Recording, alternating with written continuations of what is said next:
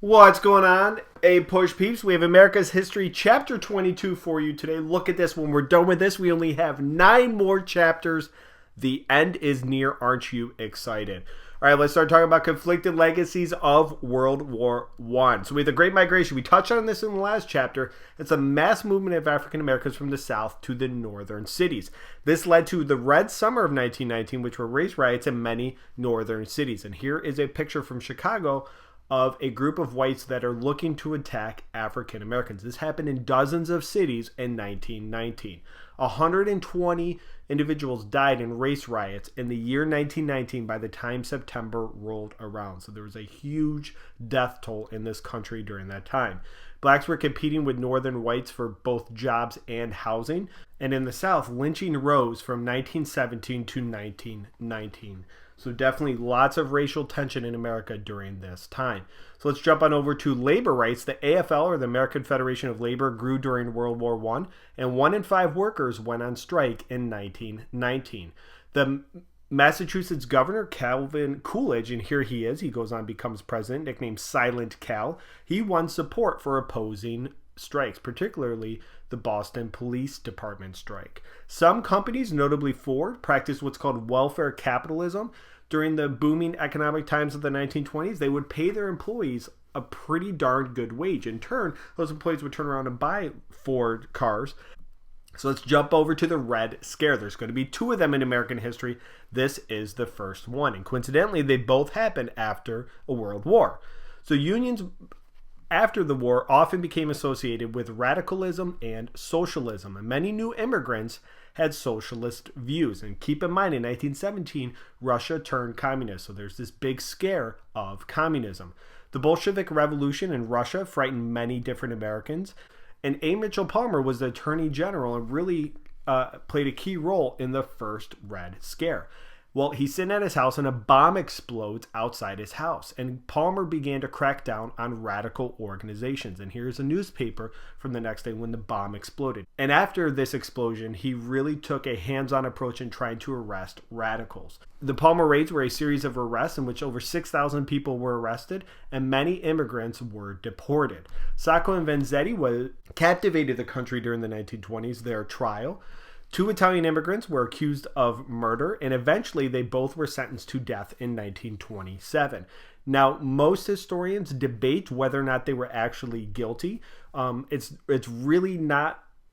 Most people are really not sure, although virtually everybody can agree they did not get a fair trial. The trial was made up more about their views, the fact that they were anarchists and draft dodgers, than it was on the murder trial itself. So most people agree that it was an unfair trial. So the 1920s can be summed up with Warren G. Harding's call for a return to normalcy. What exactly does that mean? Well, it means a limited government, which is drastically different than the progressive era, and also staying out of European affairs, which is a rejection of the Treaty of Versailles and Wilson's 14 points. So the Shepard-Towner Federal Maternity and Infancy Act, that's a long name, provided federal funds for education programs and clinics, and it helped improve health care for the poor. So this is the first time that Congress allotted money to states for social welfare programs. And we'll see a lot more of that in the 1930s, especially under FDR and the New Deal. The Equal Rights Amendment was proposed and advocated for on behalf of Alice Paul in the 1920s. It is not ratified by Congress until the 1970s. Then it goes to the states, and it fell 3 states shy of ratification. So this was never added to the Constitution. The Women's International League for Peace and Freedom was led by Jane Addams and many others, and this criticized imperialism and militarism. So let's jump on over to Republicans in business during the 1920s. They were Republican presidents. So we have Warren G. wins the presidency in 1920. Oops, not this Warren G. This Warren G. Yeah, the other Warren G. He was a rapper in the early 90s, sang Regulator with Nate Dogg. Nate Dogg and Warren G. Regulators, mount up. Check it out if you don't know. It's a good song. So he appoints Herbert Hoover, the dude from the Food Administration, as Commerce Secretary. And he promoted Hoover an associated state, which is cooperation between the government and business leaders to achieve economic stability.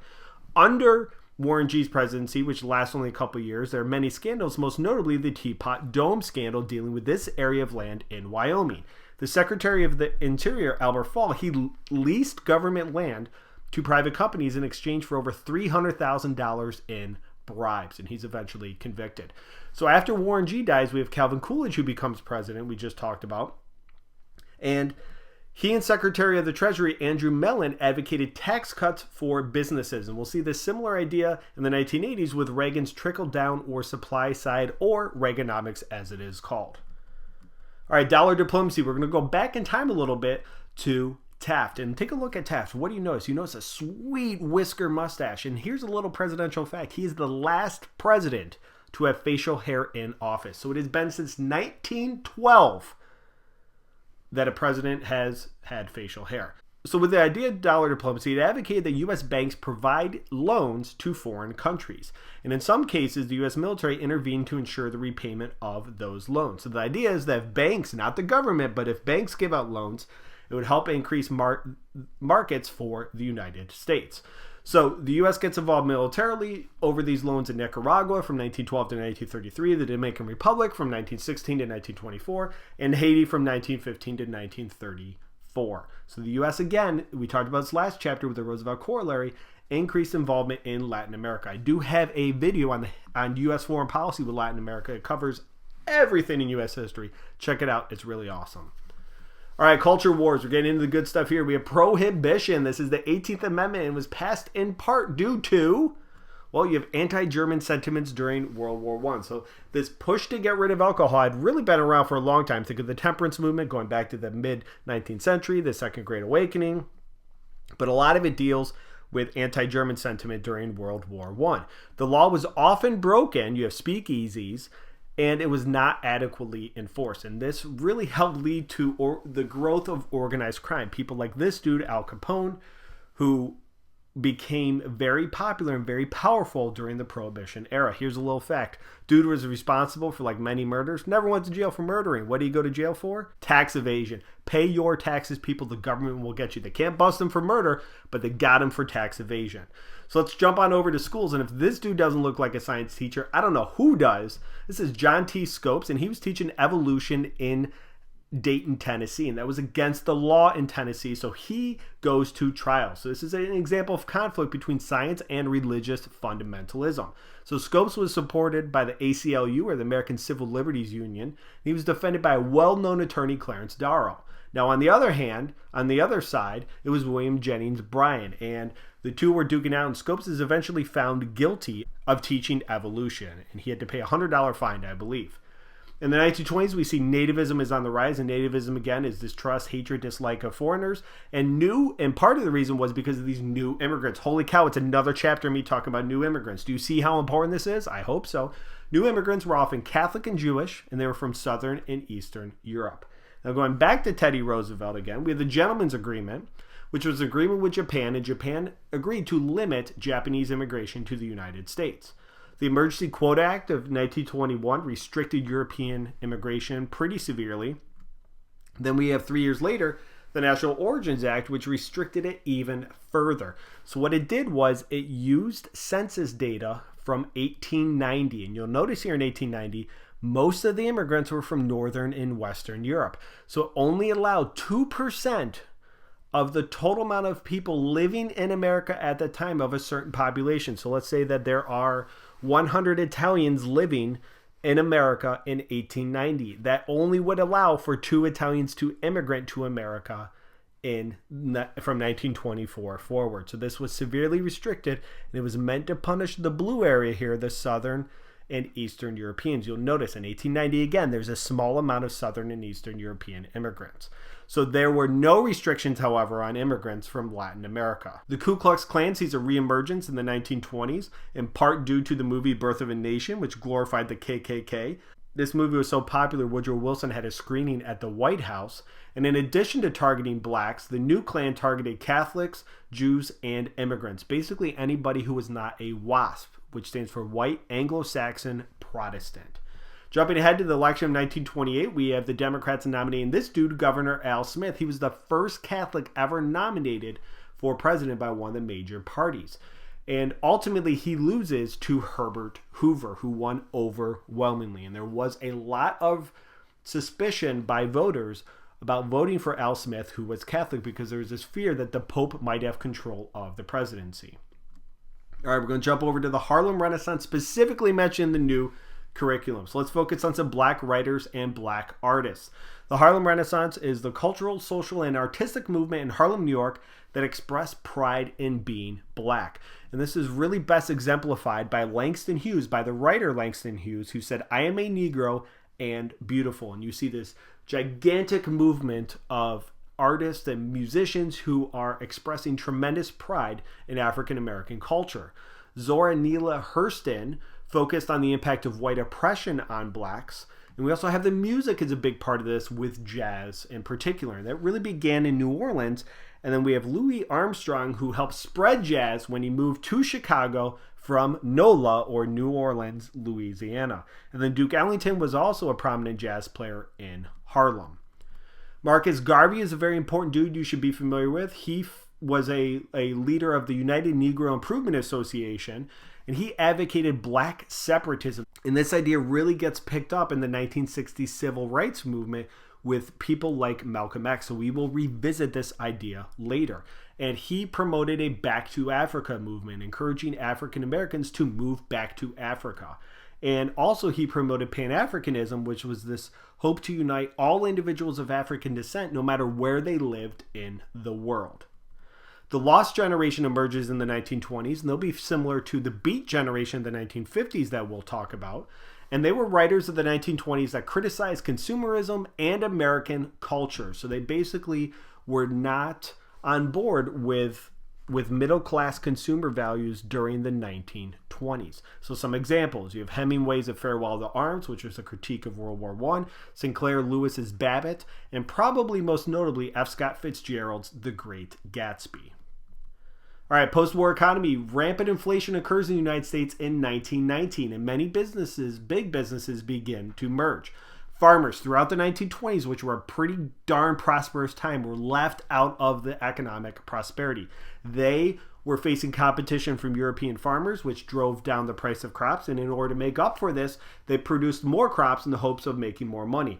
Well, if you take Economics 101, you'll know that the more that producers produce a good, the more that price will decrease. So farmers were in rough shape in the 1920s and the 1930s. Consumer culture, we see many new consumer products, vacuum cleaners, refrigerators, radios become very popular during this time, and advertising agencies became enormous as well, and they began to sell hope for Americans. And many people bought this stuff on credit, this idea of buy now, pay later, that really becomes popular during the 1920s. So let's focus on the automobile. There's one car for every 6 Americans, and this really changed life for Americans. Highway construction increased drastically. We'll see it come to full fruition in the 1950s under Eisenhower. We have hotels, restaurants, gas stations increased all throughout the country, and railroads were drastically hurt. More Americans traveled by car on vacation, as many as 1 out of 3 Americans by 1929. It really used to be, prior to the car, that many Americans spent their entire lives within a 50-mile radius of where they lived. Well, the car changes everything. You can literally pack up and go anywhere in the country that you want. So this is a huge turning point in American social life. Hollywood, California, we all know about it. Southern California, it was selected because they provided cheap land, good weather, and very nice scenery. Then we have the emergence of the flapper, which is more of an idea, or more of a symbol than actual reality. Women will wear shorter dresses and short hair, and they would even do things like drink and smoke, and if you can believe it or not, dance. I know, it's crazy, right? That, oh my God, this actually occurred. That's sarcasm in case you didn't know. So let's talk about the coming of the Great Depression. More Americans were buying stocks in the 1920s. This leads to something called a bull market, when the stock market does very well. Many people, however, bought this stock on margin. It's essentially taking out a loan to purchase stock. You can put as little as 5 to 20% down. So you pay $5 for a $100 stock. Well, if the stock goes up to $200, you sell it and you can pay that money back, no problem. What happens if that stock goes from 100 down to 80 and you sell it then? Well, you lose $20, but you still got to pay the rest of that money back. That's bad. It's bad business, and that ultimately helped lead to the stock market crash in October of 1929. Check out all the people in the streets the day it crashes, and there's just panic in New York City. Farming, construction, and industry saw the production and prices of their goods plummet drastically, and unemployment would soon reach almost 25%. That's 1 out of every 4 Americans. And if you include farmers in that, it can get as high as 40%. Absolutely insane. Banks were closed and savings were not guaranteed during this time, so many people would lose their entire life savings.